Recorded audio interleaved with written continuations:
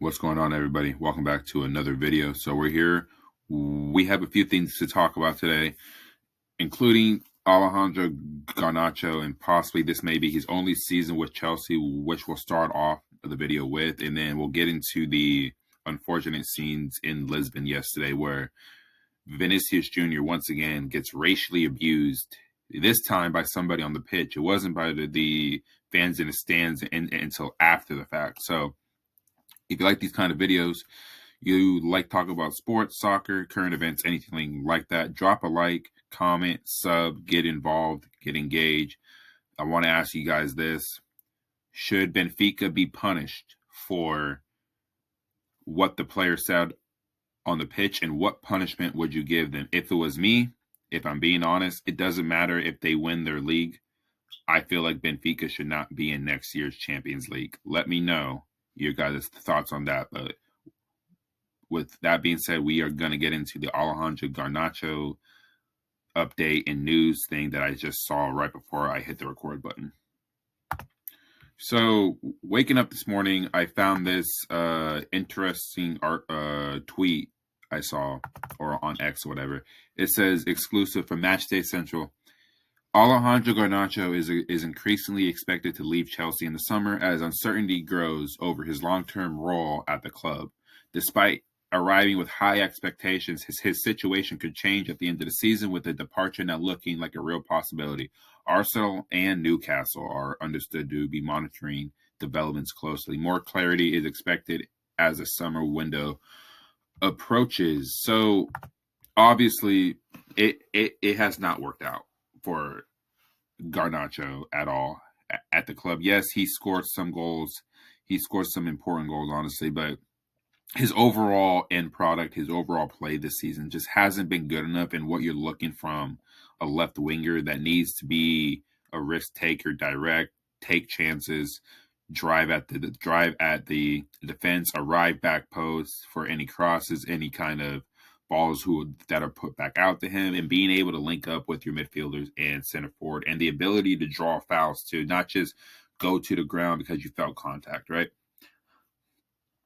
Don't expect Alejandro Garnacho to be here next season. And honestly, don't even expect Jamie Gittins to be here next season either. I think Chelsea right now, and there is a lot of talk about dangling the carrot or whatever. I do believe that this is the prime time that if you're going to honestly get rid of these two players, Chelsea do need to go out there and go get somebody that is a game changer at the left wing position. Now, there's still the whole Mykhailo Mudryk thing. Where's the B sample for his urine test, right? When's that supposed to come out? I'm trying to figure out where that sample is, because if there's nothing to prove, why is he not playing football right now? Why isn't he back in the squad, right? And if he's and it's like I keep saying, if he's available and he's there, I'm sorry, you bring him back, because he's been better than what Garnacho and Gittins have brought to the club in general. And Mykhailo Mudryk has been out for over a year. That's just how bad the left wing position has been for Chelsea since Eden Hazard left, right? So if Chelsea are going to sell Garnacho and they're going to sell Jamie Gittins, right, and you still keep a Pedro Neto in the squad where you don't know whether or not he wants to stay, if you want to keep him for experience or whatever that PR bullshit is about experience, right? I feel like if Chelsea are serious about winning the Premier League next season, then you go out there and you go spend whatever you can recoup for Jamie Gittins, Alejandro Garnacho, and if you decide to sell Pedro Neto, add him in there. You could get an excess of over 100 million, and you can turn that into some type of elite left winger that wants to come to the club, or you convince him to come to the club and you're willing to break the wage structure to make sure that that player is compensated correctly, because you know he's going to be able to bring in the results that you're looking for. So who do Chelsea go after, right? So who do Chelsea look at that left wing position and say, okay, we can go grab him and he can be that game changer where you give him the whole left side and you let him cook? I'm thinking of about 3-4 plays, maybe 5, but I can narrow it down to 3 that I would like to see come to the club and do something spectacular. Rafael Leao, that's one that I've been looking at for years. Like, why haven't we ever really made an attempt, right? There's probably never been a better time to go do this than over the summer. Now, I don't know his contract or whatever, but you have to approach AC Milan with a relatively decent fee to see what they're willing to do. Kenan Yildiz at Juventus. There's been so much talk about him coming to Chelsea. We've been talking to his camp for over a year now, and this and that, like the wage structure, the fee, what the Juventus want. It's just about putting in a bid and testing the waters to see what Juventus will actually do. And the third player, and it's going to be a wild one, and I don't think this would ever happen. It would only happen, in my opinion, if Man City go out and go get like a Rodrigo, right? This is a fantasy. This is a dream. But if you're able to find a way to get Jeremy Doku out of Man City and you're able to convince him to come to Chelsea, I would do that.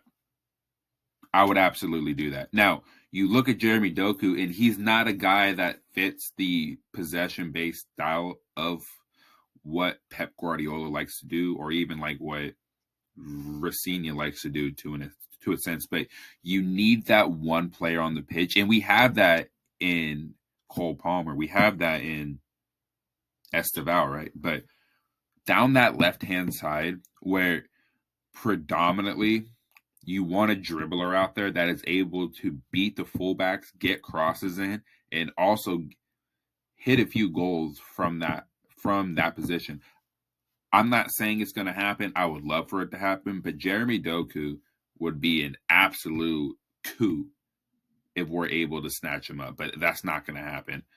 The more realistic options, Rafael Leao, Kenan Yildiz, and if Chelsea are really looking at Julian Alvarez, but the left wing position is just a position that Chelsea really need to look at, and they really need to go find somebody for the next 5 to 6 years, man, because that position is too vital in any setup in world football to not have a guy out there who's banging in 19, 20, 21 goals from that position, right?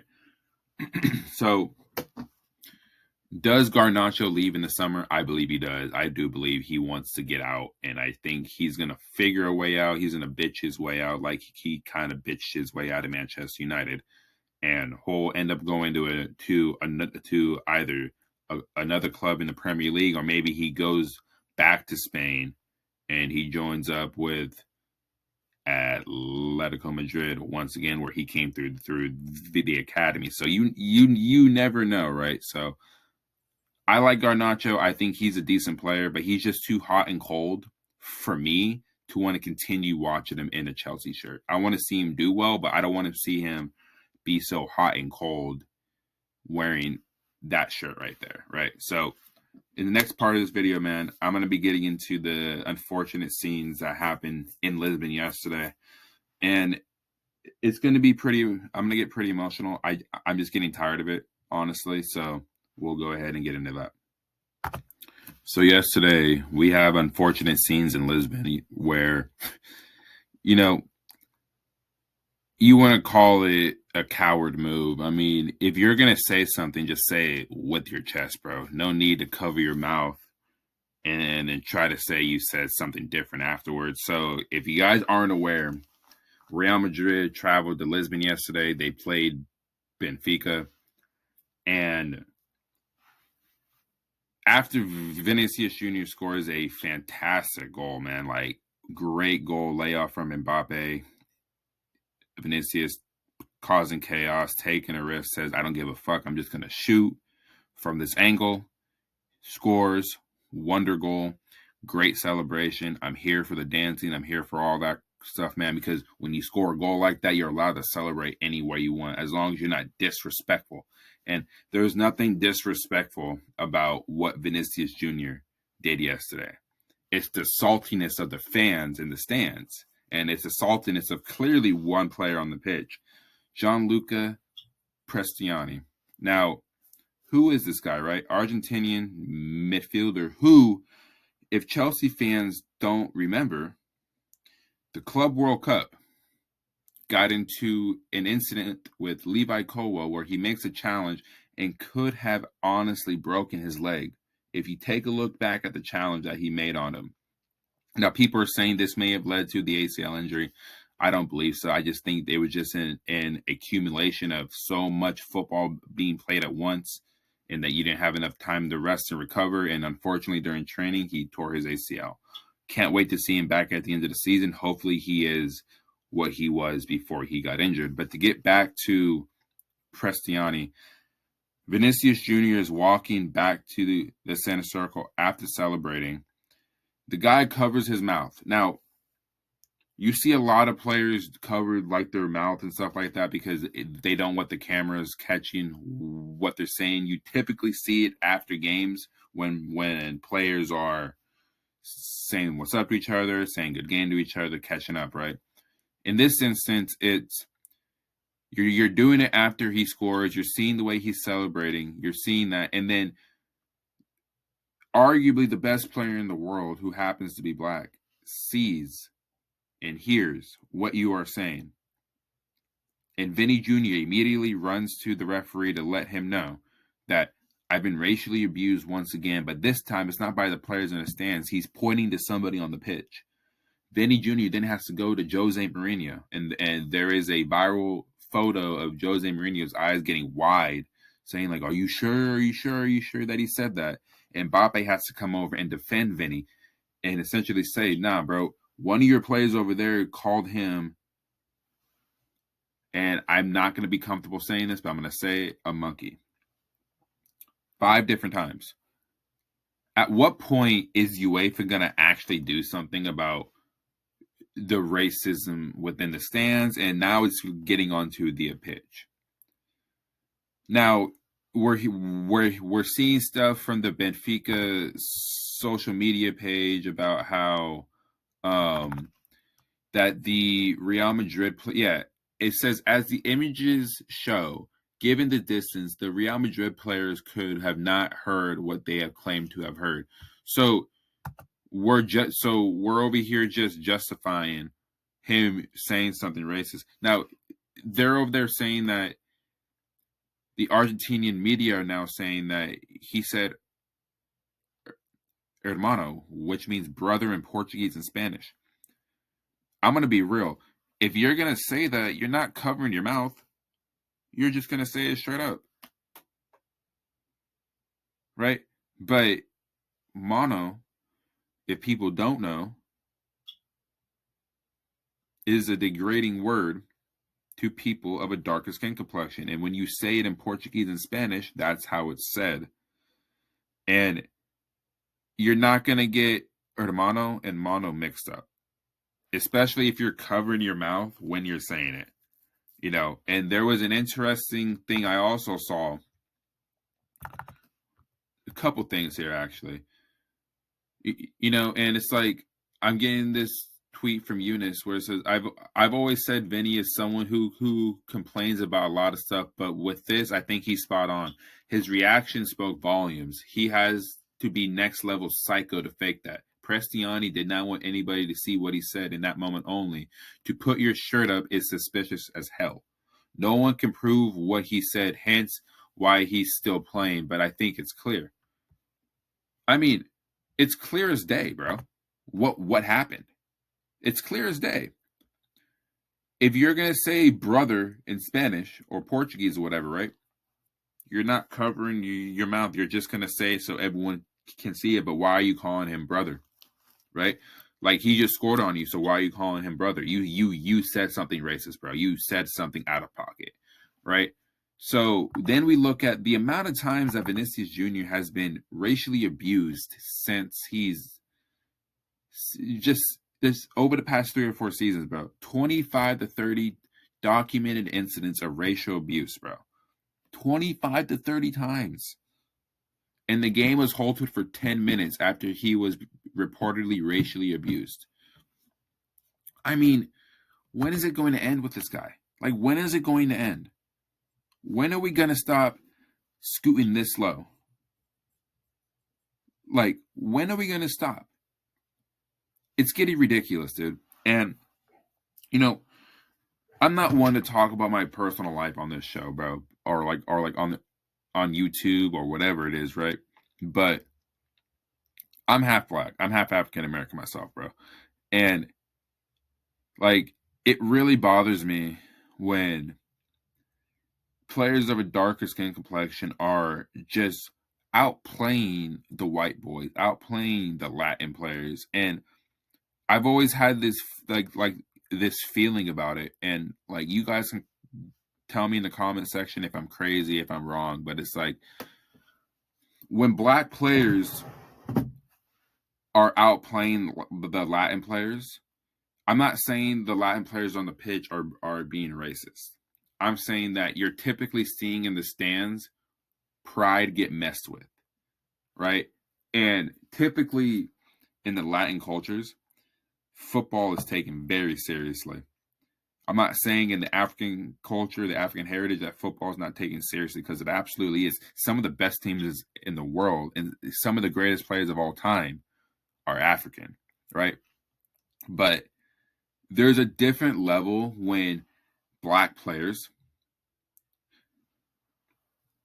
are outplaying the Latin players and the white players, and it gets to the point where you have to be racist. You have to start talking shit. Now, when you get into like basketball, right?